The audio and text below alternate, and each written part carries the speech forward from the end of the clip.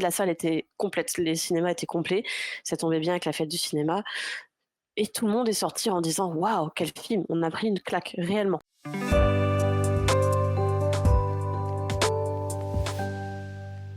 Bonjour et bienvenue dans ce nouvel épisode de la Pause Pop où je vous retrouve ce matin avec Marie Luquet. Bonjour Marie. Bonjour. Alors ce matin, on va vous parler du Comte de Monte-Cristo avec un petit angle assez spécial puisque j'ai pas vu le film et je vais demander à Marie d'essayer de nous convaincre d'aller le voir. Un film qui fait 3 heures, un film français qui fait 3 heures, qui plus est avec Pierre Ninet. Est-ce qu'il faut aller le voir? Dis-nous tout Marie. Alors, moi, je dirais en première réponse oui. Oui, il faut aller le voir. Déjà parce qu'il faut encourager le cinéma français. N'oublions pas que le cinéma français, c'est un art historique. C'est important de le motiver, même si je sais que ces dernières années, on n'a pas eu beaucoup de bonnes raisons de nous motiver à y aller. Là, on est sur un classique de la littérature française qui est réadapté. C'est un petit peu ce qu'il a lancé de pâté en ce moment. On a eu Les Mousquetaires, et là, on a Monte Cristo. Ils veulent un petit peu réadapter ces grands classiques de Dumas et je pense que c'est une très, très, très bonne raison d'y aller, ne serait-ce que pour, défendre notre culture, n'oublions pas. Mais 3 heures, est-ce que ça vaut le coup d'y aller pour 3 heures? Parce que moi, j'ai vraiment peur de m'endormir, de m'ennuyer. 3 heures, c'est long, faut les trouver déjà, les 3 heures. Et puis, pourquoi 3 heures? Est-ce que ça valait vraiment le coup de faire 3 heures? Est-ce que c'est un bon choix? Est-ce qu'ils auraient pas dû faire deux films finalement? Qu'est-ce que t'en penses? Alors moi, à l'inverse, quand j'ai vu que c'était un film qui durait 3 heures, j'ai eu extrêmement peur. J'aime énormément Le Comte de Monte Cristo, c'est une histoire qui est fabuleuse, vraiment extraordinaire et quand j'ai vu qu'ils avaient fait une adaptation au cinéma en un seul film, pour moi, ça me semblait impossible. C'est une œuvre tellement colossale, avec tellement de choses à dire, tellement de rebondissements, d'intrigues, c'est impossible à le faire en un seul film. J'ai eu extrêmement peur en voyant qu'il avait décidé de faire comme ça, contrairement aux Mousquetaires où ils ont fait un diptyque, visiblement un triptyque. Là, on est sur un film unique et les 3 heures me semblent absolument pas suffisants. Il faut les trouver, c'est vrai, il faut se motiver pour y aller, mais une fois qu'on est dedans, on ne voit pas les 3 heures passer finalement. On a l'impression qu'on vient de rentrer, on est pris dans ce roman, on est littéralement plongé dedans et les 3 heures passent à une vitesse qui sont assez fabuleuses. Donc pour moi, le pari d'adaptation, on va en reparler, n'est pas 100 réussi parce que c'est quand même très, très, très compliqué, mais c'est une œuvre qui vaut vraiment le détour et c'est pour moi objectivement un des meilleurs films français qui ait été fait ces dernières années.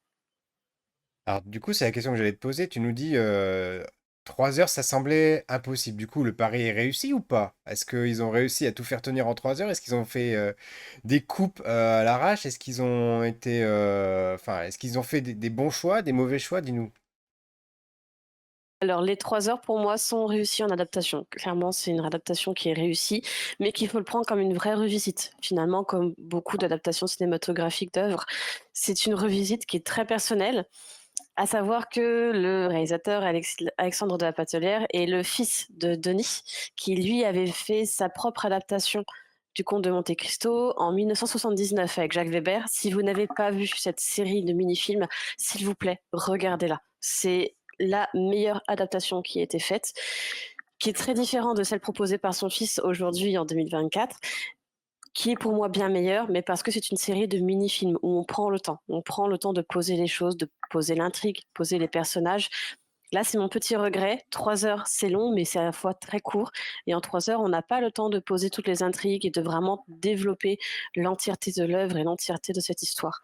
Mais c'est une très très belle adaptation qui, pour moi, rend ce livre colossal, hein, on est vraiment sur un colosse de la littérature française, ça le rend accessible. Et c'est là où le pari est réussi. Ça va le rendre accessible à la jeune génération. On voit que le film a fait 4 millions d'entrées, a fait 1 million d'entrées en 4 jours, pardon. C'est énorme, c'est fabuleux. Et c'est une très belle chose. Les gens ne peuvent pas tous lire, tout le monde n'a pas accès à la littérature, n'a pas cette sensibilité. Et on est sur une histoire vraiment à la base qui est exceptionnelle. C'est une rédaction incroyable et le pari est réussi de la rendre accessible. Et c'est là où, pour moi, Alexandre de la Patelière a vraiment fait quelque chose de sensationnel, c'est de rendre accessible cette œuvre. C'est intéressant ce que tu dis sur le fait qu'il ait fait des choix comme ça pour arbitrer le fait que ce soit qu'un seul film, parce que finalement, on a l'excès inverse avec les Trois Mousquetaires, où on se dit, bah, on va finalement avoir trois films, mais ils ont quand même tiré l'intrigue pour essayer de faire rentrer des choses, voilà, qui avaient pas lieu d'être, et on se retrouve avec trois films. On aurait pu en faire que deux finalement pour les Mousquetaires, et là, bon, on est dans l'excès inverse. Mon autre question, elle est sur la réalisation. J'ai lu pas mal de choses positives sur la réalisation. On dit que c'est le film, enfin, le plus grand film de tous les temps, le plus grand film français de tous les temps au niveau de la réalisation. Est-ce que c'est abusé? Est-ce que c'est vrai? Est-ce que tu en as pensé, toi? Alors là où j'étais très contente, c'est de voir ce que j'appellerais à titre là, c'est tout à fait personnel et totalement subjectif, j'ai vu un vrai film. Dans le sens où j'ai vu un film qui se passe en extérieur, qui est pas tourné entièrement dans un studio avec des images de synthèse à plus savoir quoi en faire. On est sur un vrai film qui se passe dans des vrais espaces extérieurs, dans des vrais bâtiments, avec du maquillage. Il y a un travail fait sur les costumes et les maquillages assez incroyable et ça pour moi c'est un vrai film. C'est un peu je suis désolée pour les personnes, qui aiment cette musique-là, mais pour moi la musique, la vraie musique, c'est quand on a des instruments devant soi et pas juste un ordinateur et là c'est ça.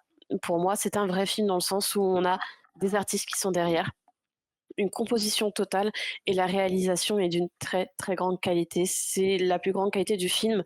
On va reparler de l'acting, mais dans un premier temps, outre cette adaptation qui est vraiment personnelle pour moi de la part des réalisateurs, on est sur un vrai film français avec toute l'ampleur de ce qu'on sait faire sur les costumes, les maquillages, la musique, sur les acteurs. L'ensemble est d'une très grande qualité. L'acting, le casting, Pierre Ninet, un bon choix pour le comte de Monte Cristo. Et puis surtout, j'ai l'impression que personne ne parle du reste du casting. C'est Pierre Ninet, Pierre Ninet, Pierre Ninet. Alors d'accord, il a le vent en poupe, mais quand même, quoi à dire sur le reste du casting? Alors, vous me connaissez, je ne suis pas du tout objective quand on parle de Pierre Niney, et pourtant, quand on me l'a annoncé en Comte de Monte Cristo, j'ai eu une petite pointe de réticence. C'est un acteur que j'aime beaucoup, mais pour jouer un tel rôle, il faut une très très grande maturité, un grand sérieux. C'est un rôle qui est compliqué à prendre en main. Donc, je m'étais quand même posé la question à savoir, certes, c'est un acteur que j'aime beaucoup, qu'on a vu grimper, qui a fait de très belles choses, mais est-ce qu'il est prêt à endosser ce rôle? Est-ce qu'il a la maturité pour endosser un tel rôle? C'est un rôle qui est sombre, c'est un rôle qui est dur. C'est pas forcément évident de l'incarner. Il n'y a pas que lui. Et au contraire, pour le coup, je vais surprendre un petit peu, je le trouve presque un peu en dessous du reste de l'acting. Il y a des acteurs fabuleux et mention spéciale, s'il vous plaît, par exemple, pour Anaïs de Moustier, qui est percutante. Elle est d'une sensibilité fabuleuse dans ce rôle.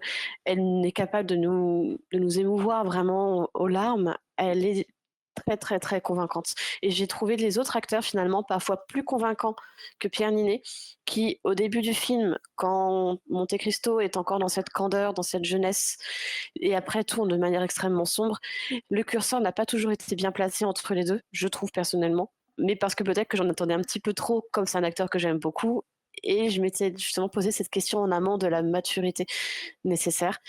Le reste de l'acteur, on a quand même trois pensionnaires ou ex-pensionnaires de la Comédie Française, ce n'est pas rien, il faut le signaler.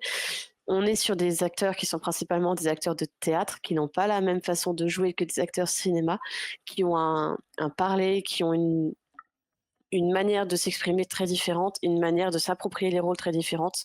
L'intégralité du casting est d'une grande justesse. Donc non, il n'y a pas que Pierre Ninet, bien au contraire, je trouve que c'est le seul qui est parfois un tout petit peu en dessous par rapport aux autres. Et on parlait avant l'émission des critiques négatives émises sur le film, et c'est un petit peu tes recherches là-dedans. Qu'est-ce qui t'a fait le plus réagir? Qu'est-ce que tu trouves qui est injuste peut-être dans les critiques qui sont émises? Alors oui, j'ai cherché ça car j'aime bien savoir un petit peu les avis qui peuvent, diverger. De mon côté, j'ai vraiment beaucoup apprécié le film. Quand je suis sortie du cinéma, je me suis dit: «OK, donc là, j'ai vu un des meilleurs films que j'ai vus ces dernières années au cinéma».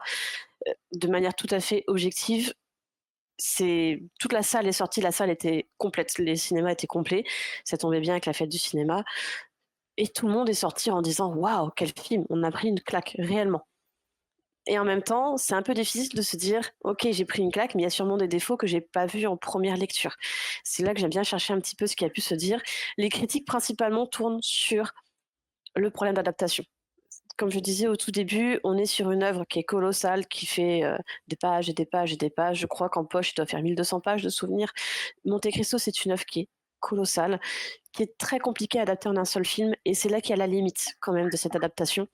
On n'a pas tout. On n'a pas parfois pris le temps de se poser pour vraiment développer les émotions, pour vraiment développer les actions et pour vraiment développer tout ce que Monte Cristo met en scène et met en place pour travailler sa vengeance. Ça manque un petit peu parfois. Donc on a des réactions, on veut nous faire passer un message qu'on n'a pas eu le temps de nous faire ressentir parce qu'en 3 heures de temps, tout ne peut pas être dit, tout ne peut pas être fait et des fois, on aurait aimé que ce soit un petit peu plus posé, un petit peu plus déroulé et surtout quand on a lu le livre, on voit bien qu'il manque beaucoup d'éléments, mais c'est normal, c'est une adaptation d'un livre, on ne peut pas tout avoir. Au contraire, heu, ça reste vraiment un film qu'il faut aller voir au cinéma pour montrer le soutien quand même au cinéma français.